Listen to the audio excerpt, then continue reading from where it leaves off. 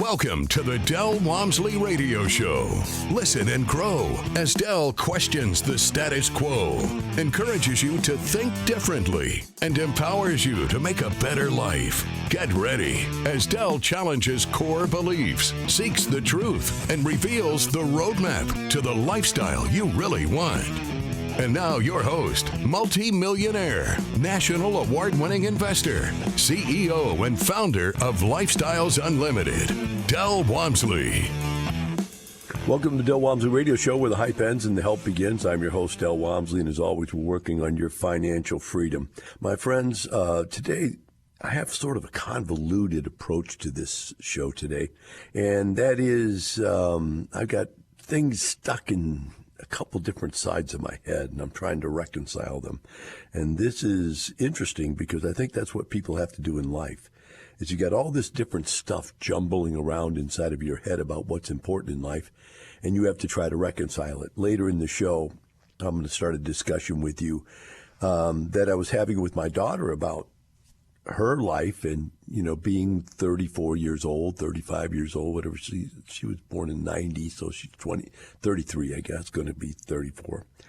And she's at that point in life where she's running up against that thought process of, what am I going to do with the rest of my life? What things are most important that I get done early in life, what things can be put off, and what things, you know, are long-term goals, and so on and so forth.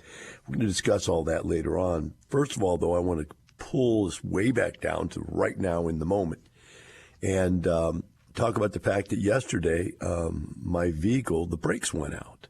And it was kind of strange because then I ran into this article about inflation and how bad it's hurting people and how they couldn't even come up with $400 for an emergency repair. Well, I haven't got the bill back yet on replacing my brakes. Don't know. Don't think it's just like putting brake pads on. It's like the main solenoid type thing went out because it was just the pedal went right to the metal. Boom.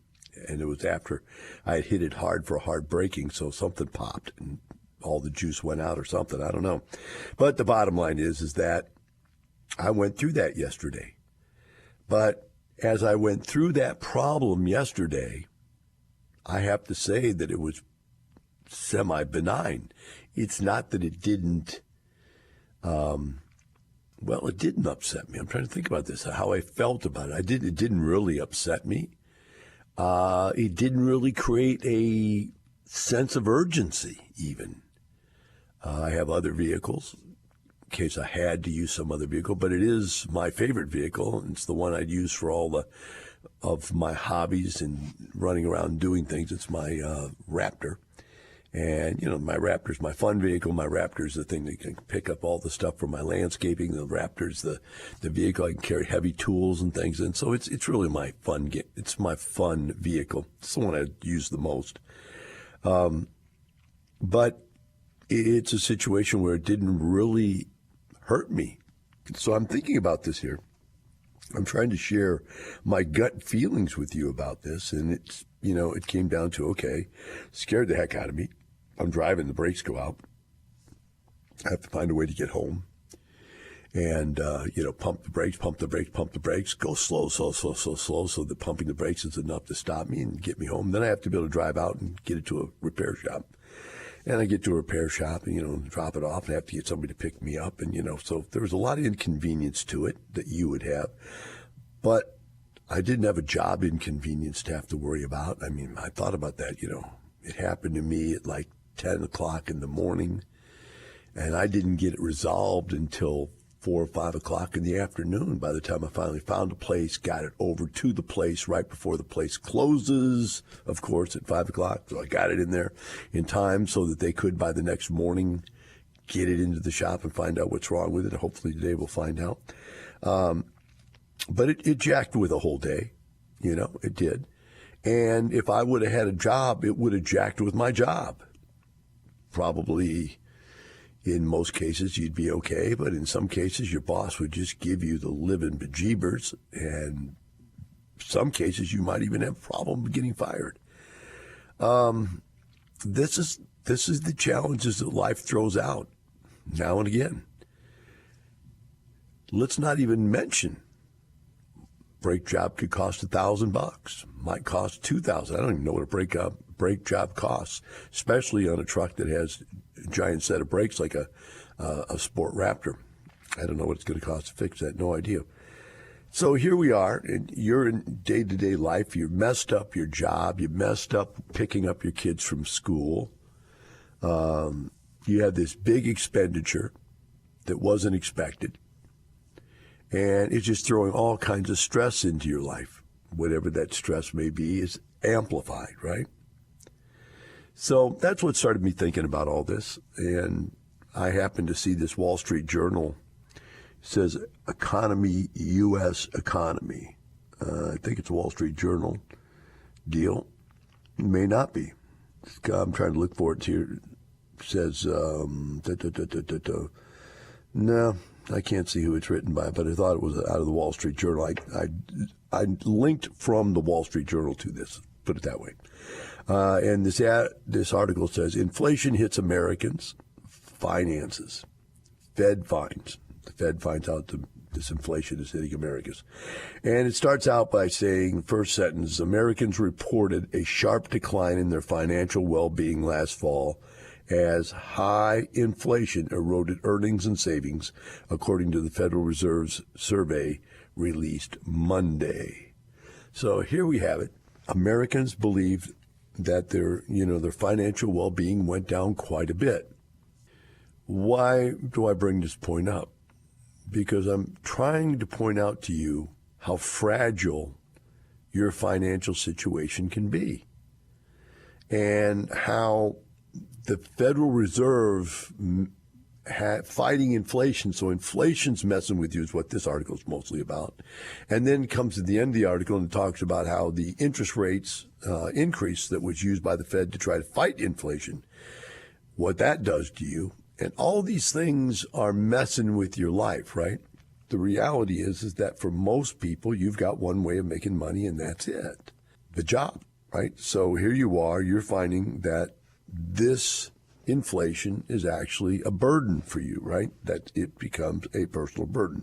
Fed officials said some 54% of adults said their budget had been affected a lot. It goes on and says almost 2/3 of adults said inflation caused them to pull back on using products or stop using some other products altogether. Now, let's think about this for a second. You're in the bottom half of the socioeconomic bracket out there. For those of you on the upper half of the socioeconomic bracket, it didn't change your spending habits. But if it didn't change your spending habits, it might have changed other parts of your habits. For example, you might not have stopped using the stuff you use on a day-to-day basis, but you might have put off a vacation. You put off a new car purchase this year, right? Something that, you would have done, even as bad as you put off some of your savings. And I think that's in this article as we read through it. So my point is that, okay, for those that are living paycheck to paycheck, this inflation really hits them hard because it makes them make a decision between bread or gas, food or gasoline to get to work, to make money to pay for the food and gasoline. Those are some tough decisions for people. Now, can those people benefit from what we do? At first glance, you would say no. I mean, there is a logical argument to say, Del, those people are barely making it now.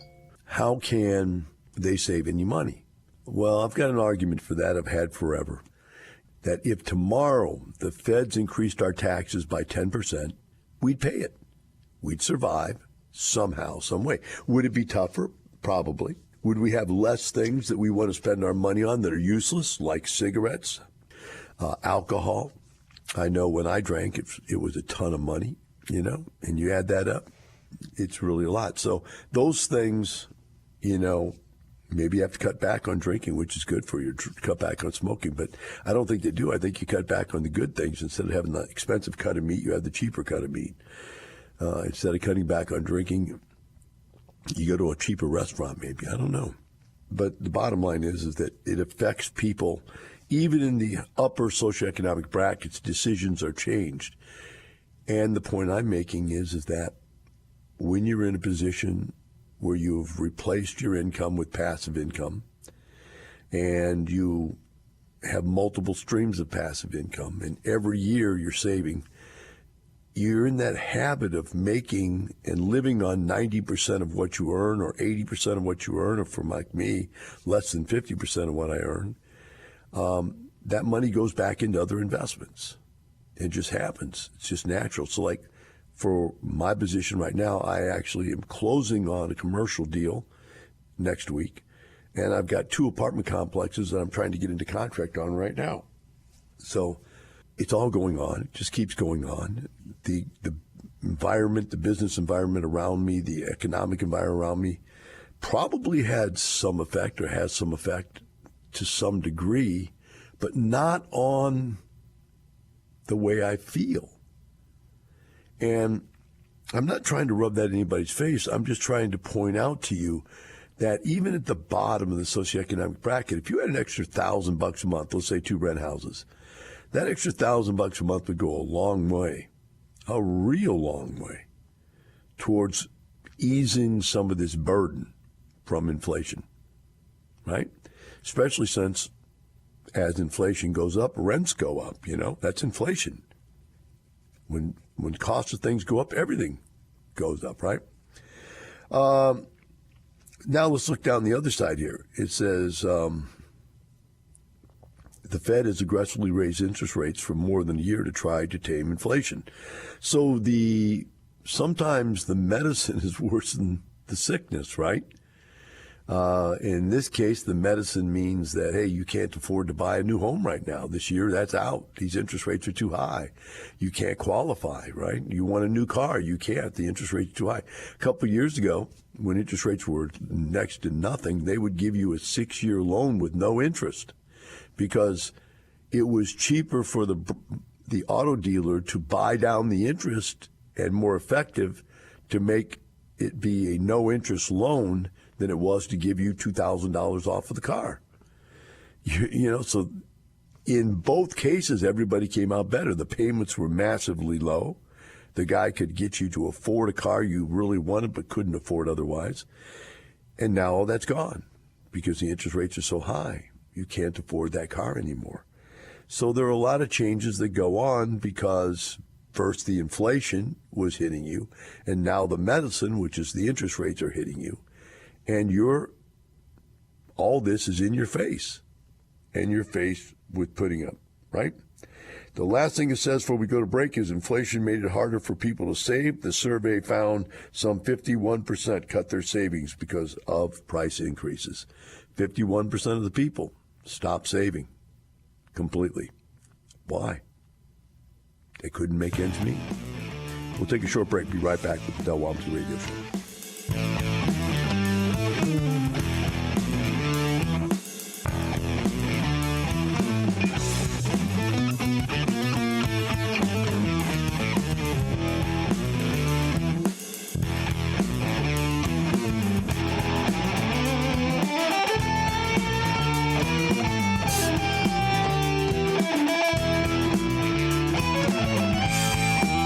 Teaching you with a roadmap to creating the lifestyle you really want. Keep listening. The Del Walmsley Radio Show returns in moments. What would you say to women out there, Kelly, if they're thinking about doing this, if they're sitting out there right now going, I'm trapped with a glass ceiling where I work. I know I can't go up any further. There's no room there. What would you say to them about becoming their own boss? Well, you can decide to stay where you're at and keep trying to crack that glass ceiling. But at the end of the day, in this environment, it is so easy, to be able to get out of that mold. People know me and they come up to me and they're very gracious, and they don't look at me and say, oh, you're a woman, I'm not going to invest with you, I'm going to go over here. There's no real gender there. Are you ready to be part of a world where there are no glass ceilings, no gender bias, no limits? Start like award-winning real estate investor Kelly did with the online free workshop. Register at lifestylesunlimitedworkshop.com. You're hearing the Del Walmsley Radio Show. Want more life-changing knowledge? Access our podcast and listen on demand at lifestylesunlimited.com under the radio tab. Now your host, Del Walmsley. Welcome back to Del Walmsley Radio Show. So today we've been discussing the situation of the challenge that the current financial situation of high inflation and high interest rates has produced for people, and how you're going to approach it, and so on and so forth. But really, I'm going to change the conversation here a little bit now and go over to the conversation I had with my daughter the other day. We were talking about, my daughter's about 33 years old, and she's just now getting to the point where she's coming out of childhood, and I don't mean like being a baby, but, you know, youth, and where youth has its dreams and its goals and its aspirations. So, you know, a young lady's dreams and goals and aspirations hers was to be a competitive bodybuilder, and she got her pro card. She's now a pro bodybuilder. You know, she found her boyfriend of her dreams. That was important. Moved to some place with him and created a relationship. So when I was 30 years old, I was not dreaming about getting a relationship and moving to where some girl lived. You know, she has no job aspirations. The job, she's had many, many jobs. She's good at jobs, but that's not in her cup of tea. It's just, that's something I know I can go get whenever I want to go get it. I go get a job. I go make money. I just got things I want to do. Travel was big. Her and her boyfriend traveled all over the country, all over the world, stuff. So that was important. And now at 33 years of age, about to be 34 years of age here in the second half of the year, she's starting to think about, what do I want the rest of my life to look like? You know, you can only go so many places. I know there's people that love travel more than anything in the whole world. I actually am exactly opposite of that. Travel to me is disruptive. It's dangerous. And you end up seeing water. I mean, come on, break it down. You see water. You see mountains. All right? Those are nice. They're beautiful. But they're water and they're mountains. And I've seen water and mountains my whole life, and go someplace new and see some different water and mountains. And they're beautiful. You go, wow, that's beautiful. And go, okay.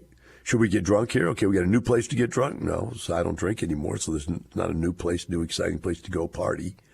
As you go down the list, right, of all these things that you want to do in life, all of a sudden they take on a different perspective, right? So in her case, she's starting to think about family, kids, future. And she's trying to work this all out as to how it works out. Now, I had this discussion with my wife, Melissa. Said, okay, Melissa took the route of having her kids young. She had 3 kids, all in her 20s. I took the route of not having a kid until I was retired at 34 years of age. I was a millionaire by the time I had my first kid. So a kid was never a burden on me, as she had to struggle to raise 3 kids at a young age. So it's a different approach. But in her mind, okay, that's already over, and she's already got 2 grandkids. And so in her mind, that was good to get it all over with so that she's young enough to enjoy her grandkids. And I'm thinking, well, if my daughter has a baby in the next year or two, we're only 1 year away on the second grandkid. The first grandkid's already like 12 years old, 13 years old, so she had one early. But that grandkid was far away, lives far away, so she never got to see her except once a year, maybe twice a year. She'd come in for Christmas, she'd come in for a summer vacation, and that's all we ever got to see her. So how fulfilling is that? I don't know. I mean, you love them, and you enjoy the time with them, but is that it's nowhere near as fulfilling as she spends every single day on the phone with this new baby. You say, how do you be on the phone with the baby? I mean, FaceTime. Her daughter and her, it's 110% her enjoyment in life right now. I guarantee you. It's everything that matters to her is that grandkid. And I understand. And, of course, they're cute, and you love them, and they're your blood, and I'll feel the same way. But she's now got that, but she's now, that's same age I'm going to have a grandkid, really, when my daughter has hers. So and she's not pregnant, by the way, but she's wanting to be, type of thing. She's thinking about it. It's on her back of her mind, put it that way, that it's time. The old biological clock is ticking type thing. So we're looking at this and we're talking about what she wants, and she's working it out, and she's getting very defined perspective of what she wants. It's finally coming clear to her what's going to be important to her, at least over the next 10 to 20 years. And there's just a few things you cannot work backwards from. You have to work forwards into. And she's starting to realize that, and that she's thinking, okay, I'll take care of this other stuff later. So what it got me thinking about for you guys, and this was something I, had to have a conversation with her about, is basically the two different ways to live your life. And the one way to live your life is in a linear path, and the other way is in a parallel path. And what do I mean by that? Well, a linear path means that you pick one thing at a time and you do it. So you pick bodybuilding, and you're a bodybuilder. That's all. It consumes your entire life. I know I did it. And the only thing I was able to squeeze in with bodybuilding was work. So I'm working 12 hours a day, and I'm bodybuilding, right? And that's all there's room for. There's just no more room for anything else at that point. So that was very linear. Now let's compare that to somebody who has a more paralleled approach, where a person is got a job, he's working out for fitness, although probably not to be a competitive bodybuilder, although maybe. Let's see, her boyfriend is a pro bodybuilder. He owns his own business, so he's got a paralleled interest of his business, his bodybuilding, and my daughter is in his life. And he's got another daughter from his original earlier marriage, or at least relationship. I don't know if it was marriage or not. But he's got a full basket of stuff, and he's doing it all at the same time. And she's really living in a linear path. I'm doing this. That's what I'm doing. Right now I got time for only boyfriend, bodybuilding. I think people get into these things, and you really ask yourself, and I've asked myself this for 66 years now, I'm that old, which is better? And everything I've always read touted that you need a balance in your life. And the best example I've ever heard, I read in a book somewhere, a story about a guy who was a professor of time management. And he was having a college-level class on time management. And, his auditorium was full of people. You can imagine, a lecture with maybe 200 or 300 or 400 people there. And he pulls out a giant pickle jar. And the kids are looking at him like, what the heck? And he pulls a tray up, and a tray is covered with all kinds of stuff, but it's behind the counter, you can't see it. And so he proceeds to pull out these rocks, and he puts these big rocks inside this thing until it's completely full. And he goes out to the audience of his students and says, okay, I have a question for you. This is your exam. Is that pickle jar full? And if you think so, raise your hand. And a good percentage of the people in the room raise their hand, maybe 75, 80%. And he said, well, I'm sorry, you've all failed that portion of the test. That's question number one, you failed. Let me show you what I mean. And he pulled out a bucket with pebbles in it, very small pebbles. And he took the pebbles and he just hand scooped them in there.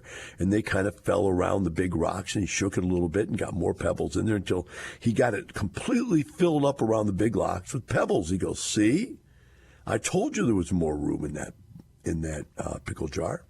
Now that we've filled it up with pebbles, are we now full? Second question on your exam. And people were a little more hesitant, but about 60% of the people now said, yeah, I think we're full. And he goes, well, another failed question. We're nowhere near full. He said, because watch this. And he pulls out a bucket of sand, and he pours the sand in the top, and the sand completely fills all the voids in the pickle jar, completely right up to the top. And he goes, there. Now that we filled this thing up with sand and we're all packed in there nice and tight, and I've shook it around to get it in all the nooks and crannies, now are we full? And by now the kids were hesitant to know what to do, and about 50% of them said, yeah, it's full now. And he goes, up, another failed answer. And he reaches down underneath there and pulls out a jug, or not a jug, but a pitcher of water, and he pours the water into the pickle jar.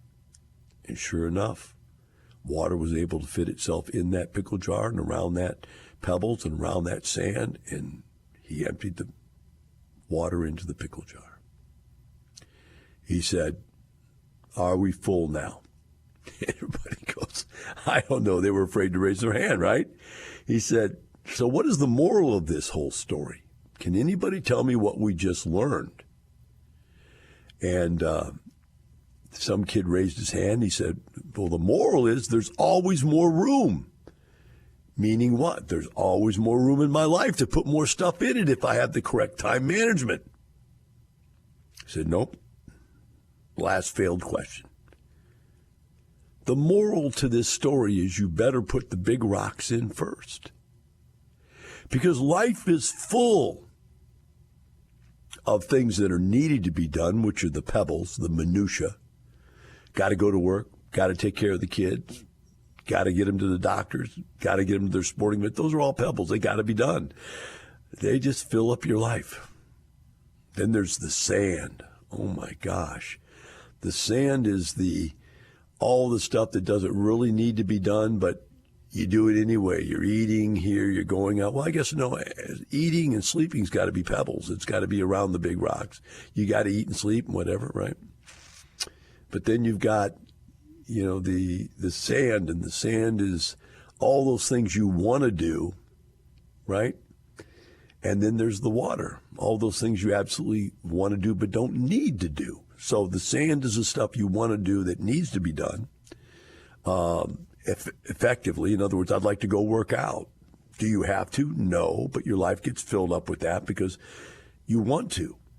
Now there's the things, the water, which are things that you don't even need to do, like watching TV and listening to your music and doing those things that have absolutely no physical importance to accomplishing life. Those become the water. What happens with most people is they have not picked out the big rocks by the time they're 34 years old, 33 years old, like my daughter. But I've told my daughter this story so many times. She's sitting there, Dad, I'm trying to pick out the big rocks right now. Because I've told her this story 100 times since she was a kid. And she's going, I know I got to get those big rocks in now. Because once I were to get married and life went on and things were happening, my life could be dissipated with pebbles and sand and water. And my friends, that's why you need to think about this right now. What are the big rocks in your life? Remember, it's not the money, it's the lifestyle. Have a great day and get those big rocks in first. The information and opinions you hear on the Del Walmsley radio show are those of the host, Del Walmsley, his guests, and his callers. The Del Walmsley show is for entertainment purposes only. Please consult a professional regarding your personal investment needs. Nothing presented on the Del Walmsley show constitutes an endorsement, recommendation, offer, or solicitation to buy or sell any product or security.